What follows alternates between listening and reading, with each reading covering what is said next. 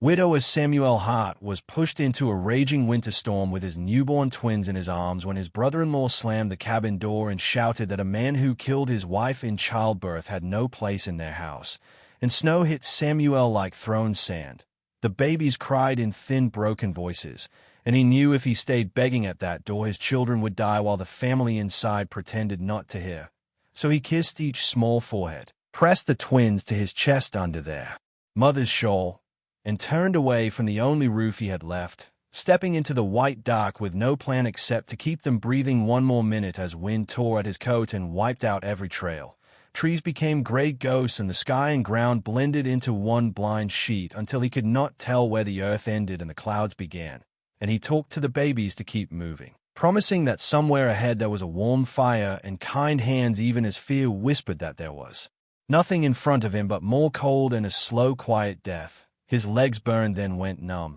His fingers lost feeling around the small bodies pressed to his chest, and when he finally tripped over a buried stump and crashed to his knees, one twin gave a weak little cry and then fell silent, that sudden quiet scaring him more than any wolf howl as he opened the blanket with shaking hands and saw two tiny faces going blue, eyes closed and lips hardly moving. So he tucked them inside his shirt, against his bare skin, curled around them in the snow, and begged them not to leave him because he had already buried their mother and could not bury them too. And as he knelt there the wind shifted so it no longer came from every side but pushed hard in one direction like water through a narrow gap. And when he lifted his head he saw dark rock shoulders on both sides and realized he had stumbled into a mountain pass without knowing it. The kind every story said belonged to the Cherokee where white men went in and did not come out. Yet behind him lay only a house that had thrown him away and a field of white, while ahead there might be shelter even if danger walked beside it. So he forced himself to his feet and staggered deeper between the stone walls,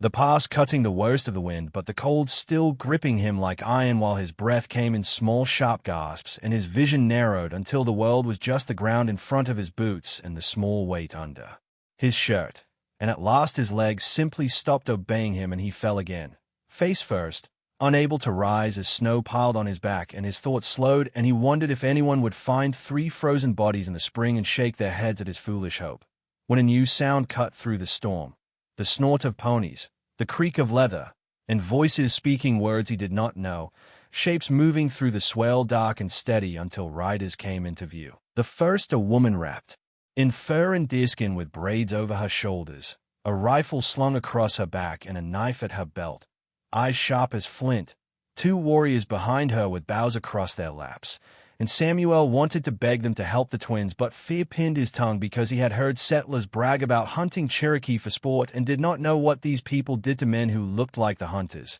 Yet the woman swung down from her pony and walked toward him, boots sinking deep in the snow, stopping beside his kneeling shape to stare at the bundle under his coat and ask in slow, careful English why he was in their mountains. And Samuel could not tell the whole story because his teeth chattered so badly that words broke apart. So he simply opened his coat and showed her the small faces pressed to his chest, and for a heartbeat nothing changed before something in her eyes cracked, a flash of old pain, and she barked an order to the warriors who lifted Samuel under the arms and dragged him toward the ponies while she took the twins into her own arms and wrapped them in a thick fur robe that smelled of smoke and pine. Samuel struggling weakly because he feared they meant to keep his children and leave him behind until the woman snapped at him to be still, saying if she wanted him dead she would not waste a good pony on his frozen body. And they tied him to a saddle, tucked the twins against a chest, and rode deeper into the pass along a narrow trail he could not see,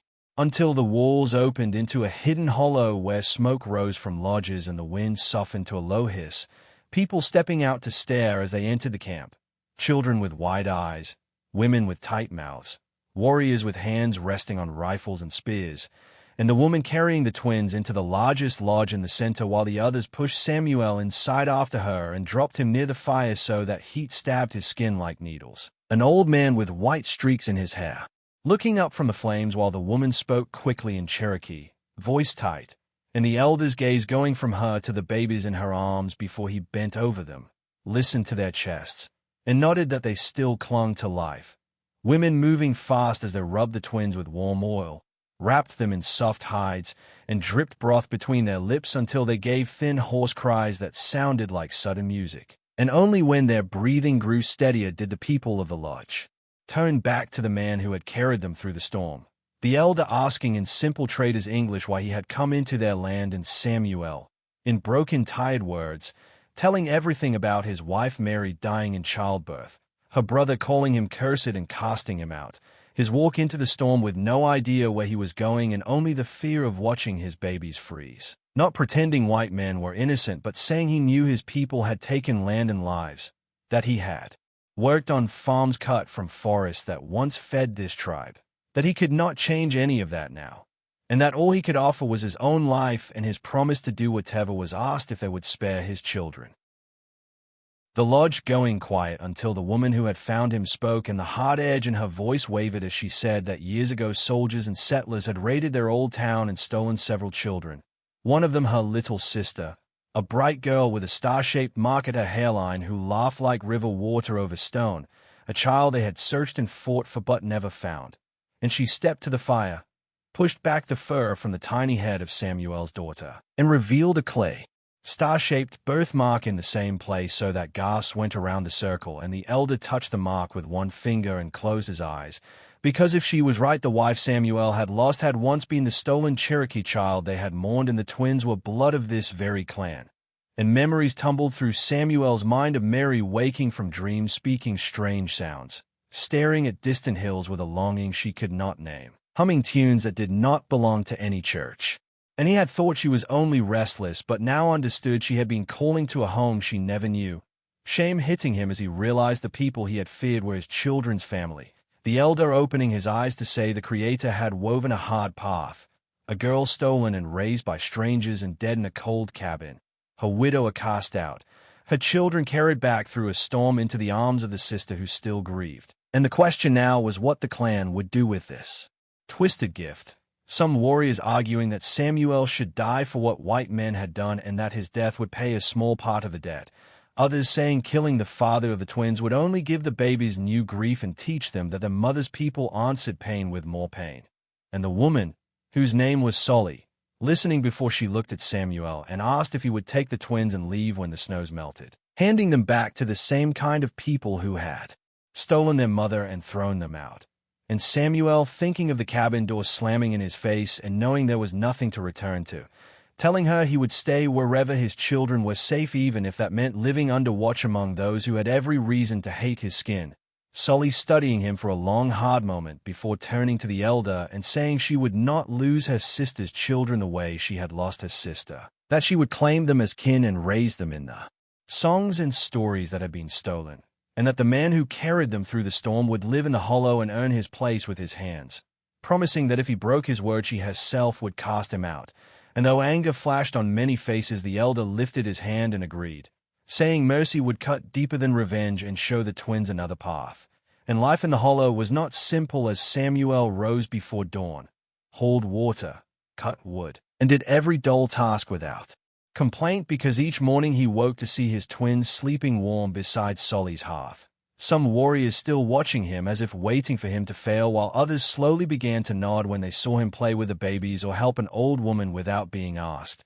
until the true test came at the end of winter when soldiers followed rumors to the pass and rode up the narrow trail with guns ready, hunting for the hidden Cherokee camp they believed waited beyond the rocks. And Samuel stood at the mouth of the path with Solly beside him and the twins bundled on her back as the officer leading the patrol shouted that Samuel could have food, money, and a place among his own people if he guided them in. The offer pulling at him for one heartbeat because it sounded like safety he had not felt since before Mary died, then fading as he remembered how that same world had shoved him into the storm and how this valley, which owed him nothing, had given his children life and a family. So he shook his head and told the officer there was nothing ahead but broken stone and bad spirits. And when the man tried to ride past, Samuel stepped into the way and spread his arms, taking the blow from the rifle, but that knocked him to his knees, but refusing to move until at last the patrol turned back, and he limped into the hollow, sure the clan might still decide he had brought danger to their door. Yet warriors waited on the ridges with unstrung bows, and Solly walked out to meet him, lifting him by the arm and leading him to the central fire where that night the elder told the people that the widower who had arrived as a burden had turned his back on the world that cast him out and had chosen them instead, And from that day Samuel would no longer be called a guest but a father of the clan. And Samuel sat by the flames with his twins in his lap, Solly at his side, and felt a fierce steady warmth rise inside him, deeper than any cabin hearth. Because out of betrayal, loss, and a storm that should have killed them, he and his children had found a home that would never again shut its door in their faces.